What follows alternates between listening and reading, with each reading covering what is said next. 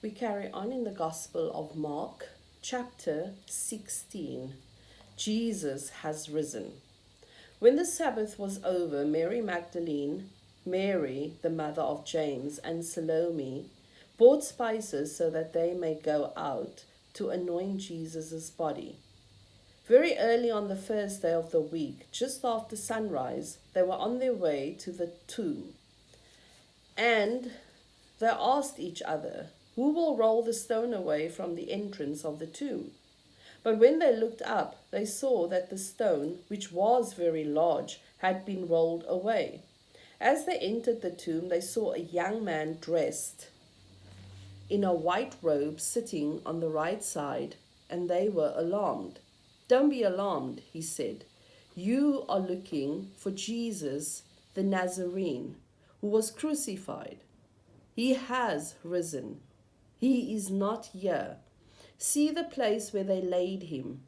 But go, tell his disciples and Peter, he is going ahead of you into Galilee. There you will also see him, just as he told you." Trembling and bewildered, the woman went out and fled from the tomb. They said nothing to anyone because they were afraid. When Jesus rose early on the first day of the week, he appeared first to Mary Magdalene, out of whom he had driven 7 demons. She went and told those who had been with him and who were among the mourning and weeping. When they heard that Jesus was alive and that she had seen him, they did not believe it. Afterward, Jesus appeared in a different form to 2 of them while they were walking in the country. These returned and reported it to the rest, but they did not believe them either. Later, Jesus appeared to 11 as they were eating. He rebuked them for their lack of faith.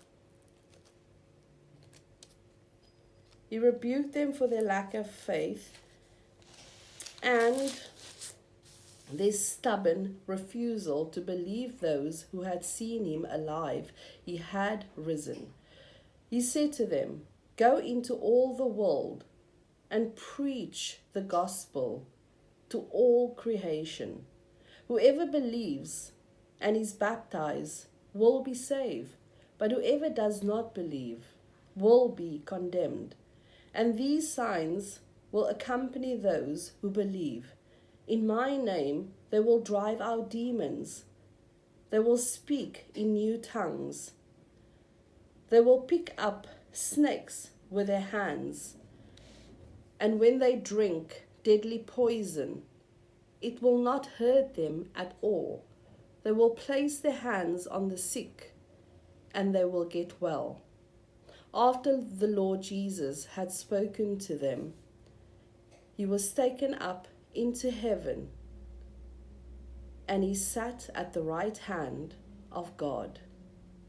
Then the disciples went out and preached everywhere, and the Lord worked with them and confirmed his word by the signs that accompanied it. And that concludes the Gospel of Mark.